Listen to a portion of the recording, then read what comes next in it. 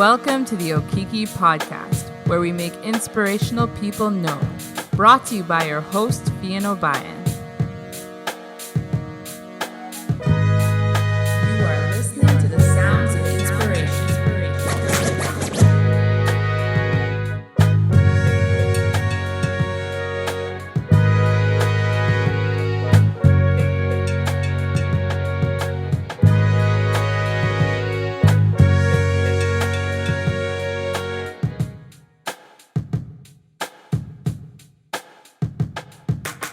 Hello, everyone, and welcome to the Okiki Podcast. I'm very honored today to have Garland Patton Jr.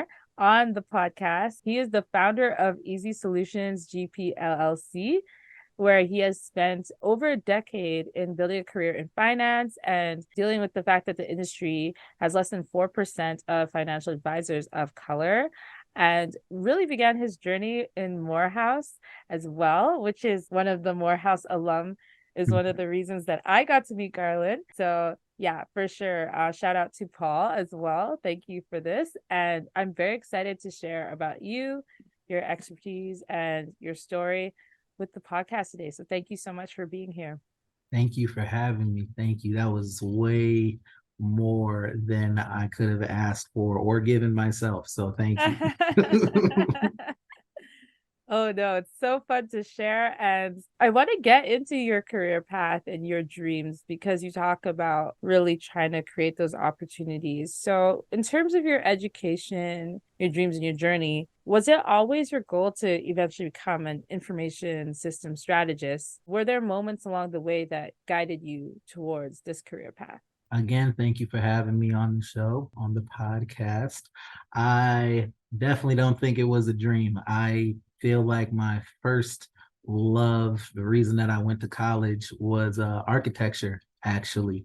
And when I got to Morehouse, my mind was opened up to way more than I could have ever imagined. A lot of liberal arts teachings there, a lot of historical teachings. So it definitely wasn't my first path. However, the love for mathematics, numerology, and everything in between, especially money, number one, and God, definitely helped shape my career path for today.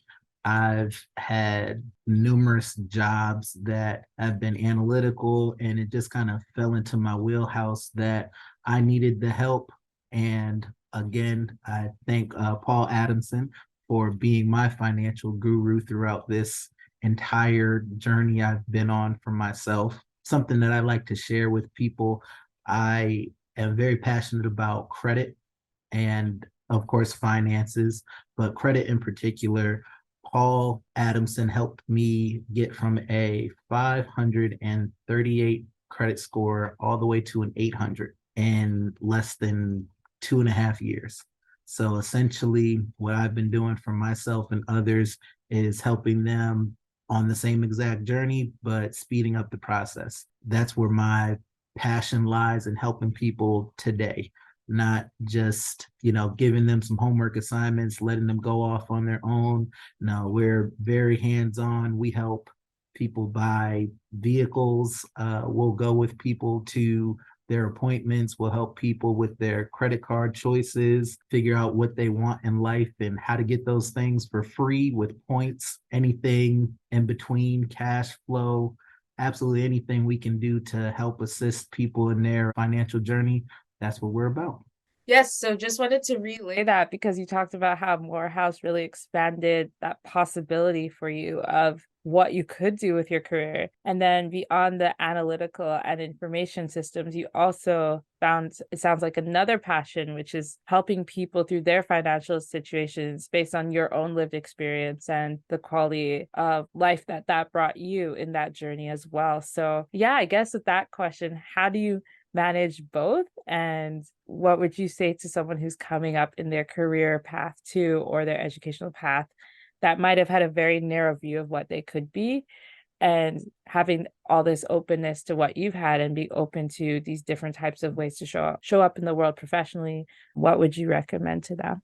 So I like to articulate myself through my examples and my lifestyle, how everything that happened to me, so that I can tell you exactly what I did to help you in your situation. So, again, through my passions, my father, one of my years at Morehouse, I was not able to get financial aid through various reasons, but he was a saver and took out a full 30,000 out of his account to pay for my school to keep me in school. And from that moment on, I was super determined to figure out how to pay for things myself, whether that be through credit, whether that be through my own loans, however I could. I did not want that for my father because he wasn't in school anymore. He shouldn't be paying this. My mother's not in school.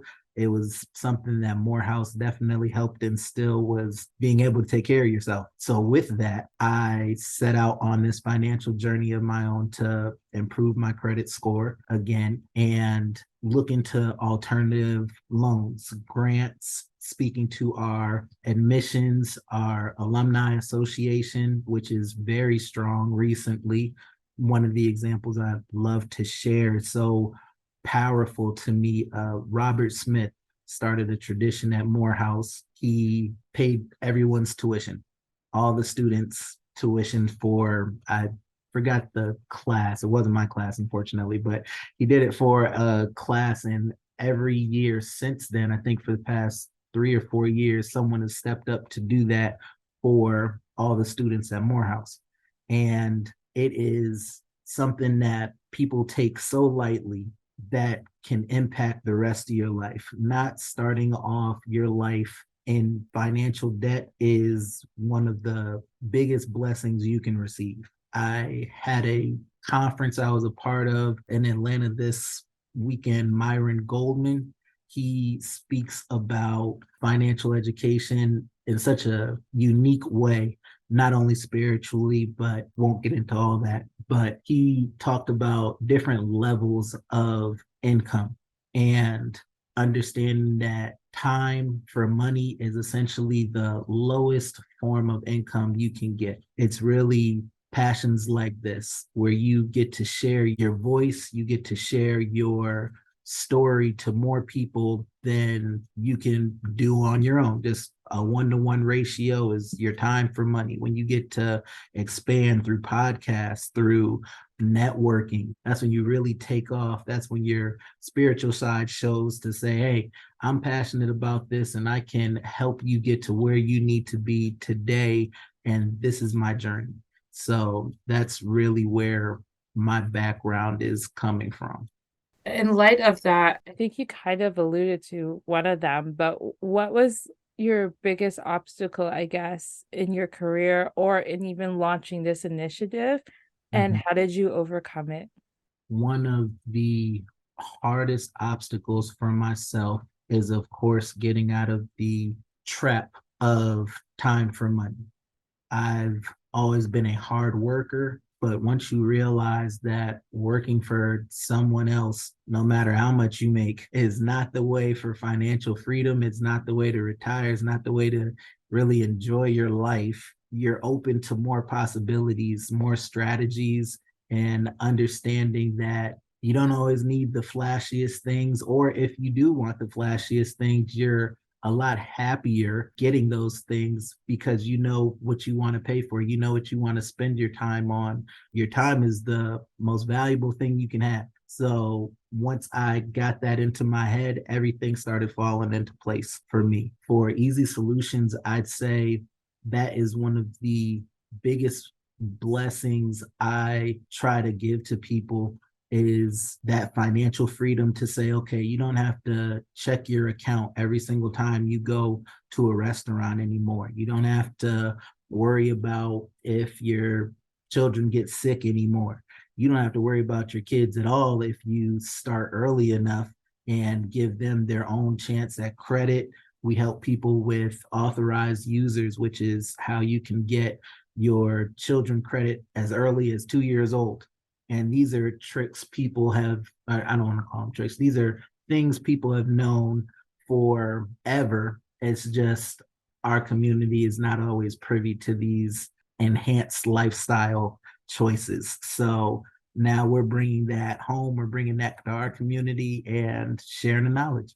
I love that you're mentioning that knowledge share. That's something definitely that I feel is relatable for our community, probably other marginalized communities as well. Just like how do you kind of access these kind of, I guess, economic standards that some people definitely have just lived in or it's taken for granted. And I feel like, especially post like pandemic, I've started seeing a lot more voices in this space suddenly pop up. So it's been really interesting to view on YouTube, especially. I think of people like yourself. I think of people like there's a Earn Your Leisure or like Anthony O'Neill. Like there's people really coming up and giving that lens and that perspective. And it's a very refreshing take. Tiffany Aliche, I should also bring her up, the Budgetnista, like a very refreshing take on this area of finance. And because I think it can have different lived experiences for different communities. And like, how do you talk about it in a way that it's accessible, but exciting and like building? So I guess in your experience, what are some of the things that you found you've had to do to kind of make this topic a little bit more tangible and less scary and more like, yes, you can actually have this too. This isn't something that's far away from you. Absolutely everyone loves examples. Everyone loves tangible things. Everyone loves when results are instant. We start our program with credit changes that happen within 15 days. With credit changes that happen within 7 days, we've had some that are instant. For example, we have letters that we create to dispute various things on your credit, but some we can get removed within a day. It's all about following patterns, following what other people have done before you. For myself, something that is super exciting is travel. My friends and I have followed certain guidelines for doubling, tripling, 5 times in our points just by using collective spends. If we're all on the same phone plan, it'll be super cheap for all of us to have the latest phone. A great example that I give, everyone loves the new iPhone. You want the newest, latest iPhone every year, or I meet people that hold on to their iPhones until they die. And I'm always confused about why they do that. They say, well, the phones are super expensive. I don't want to buy another $1,000 phone, and I just bought this $1,000 phone. Once you get people to look at the numbers, it becomes completely different. For example, I tell people always buy iPhones on the monthly payment plan. It's normally $30 for the brand new phone. At the end of that year, if you put like an extra $5 on your plan a month, you can get the new iPhone every single year. You've only paid $360 for that $1,000 phone. And then you get the next $1,000 phone for $360 and you just keep paying it. Because if you don't, your phone's going to break in a year and a half because you have an old phone because Apple designed it that way. But as long as you budget it out, you see how much your weekly spend, your monthly spend is from your job. We break down absolutely everything into monthly and weekly spends. You want a top tier vacation, we'll break it down into tangible pieces. You want to go every 2 years on a first class flight, perfect. And then along your journey, we'll save you money by upping your credit scores. Then you'll get your points. You start getting all these points just for paying your regular bills.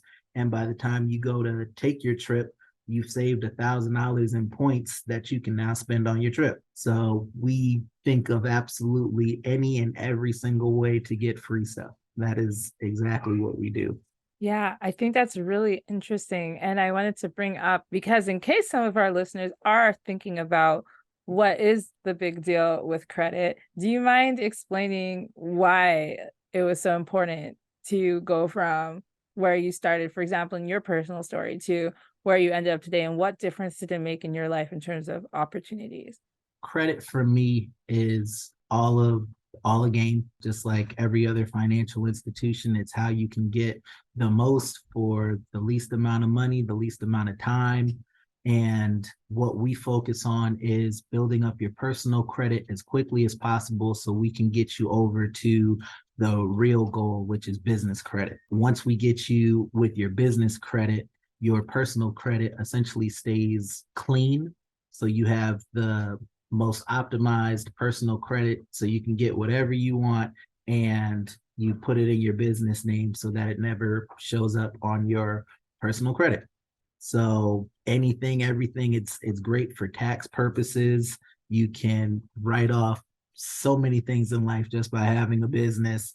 And again, these are things that people just don't have the knowledge or time to really do. So we help create guidelines on steps to get your personal credit right, how long it's going to take you. We show you how you actually calculate your credit score, what credit for what type of credit for what type of purchase you want. For example, a Vantage score over a FICO score. A Vantage score would be something for like store credit, personal credit. A FICO score would be more for things that are bigger, like an auto or home purchase. And again, the entire goal is to get you over to the business credit side so that nothing goes in your name anymore and you can essentially apply for whatever you want with perfect credit. And we teach you how to leverage your debt so that you can make more money.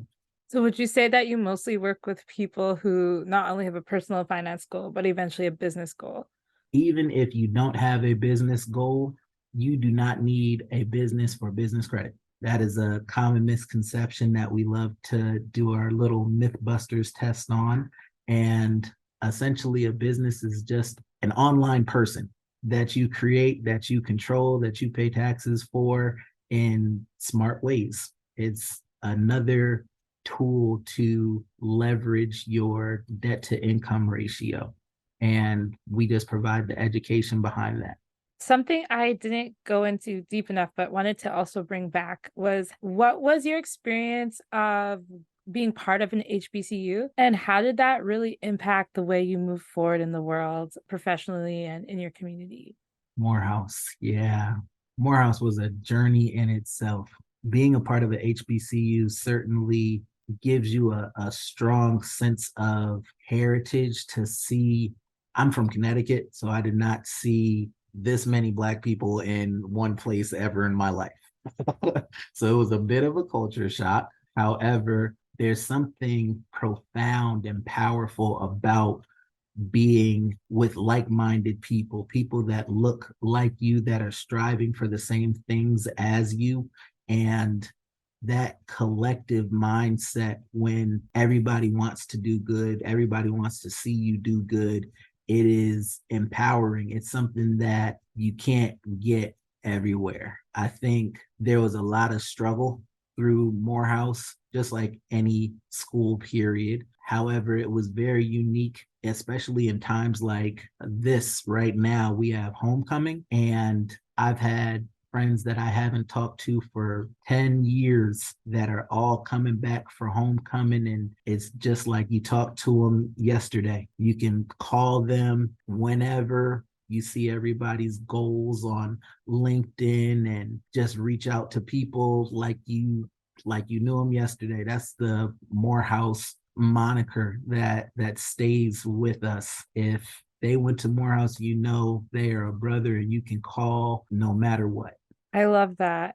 And I wanted to ask, with all that you've kind of built up throughout the years and your passion for helping your community and helping people with their financial journeys and freedoms, where do you see your company going in the next 5 years? And what do you value the most about where you're at today? Within the next 5 years, I plan on speaking to you again, as well as speaking to the masses about how important it is for everyone to have credit, for everyone to be utilizing credit as early as possible.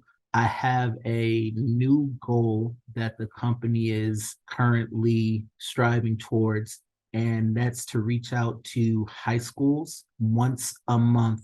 We want to give out free education just to speak to the masses about how important this tool is. we really want to start at high school because that is the most pivotal age for understanding what money is, how you can save it, how you can use it, where to put it going into college. If you have your own credit, you don't need your parents to sign off on things, which is very beneficial for your family. It's not just beneficial because the loans aren't in your name, it is beneficial for tax purposes. It's beneficial if you start your credit early enough, you can get business loans as opposed to personal loans that essentially go on forever. I feel empowered now. I felt like a victim coming out of college because I had a lot of private student loans and not federal student loans,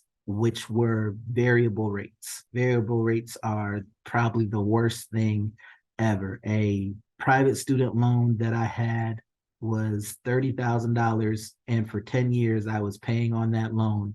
I've paid to this date $20,000 in interest, and my student loan has went from $30,000 to $33,000. It is predatory. It is unfair. However, there is a way out. And the way out is through increasing your personal credit so that you can get bigger and better business credit.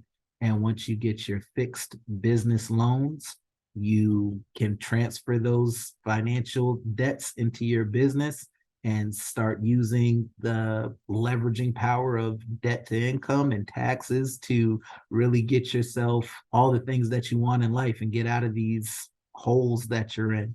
There's so many loopholes and just people out there that allocate money to government funds that are accessible to you. You just have to know how to write those letters and know how to get the funding. So we teach absolutely everything that we went through. Thank you, Garland, for sharing your passion and your story and really bringing in like real life tangible examples for our audience today. We so appreciate you bringing your wisdom. And I just wanted to get a chance to have you share, where can the audience find you and connect with you, especially those of you who are based in the US listening to this podcast?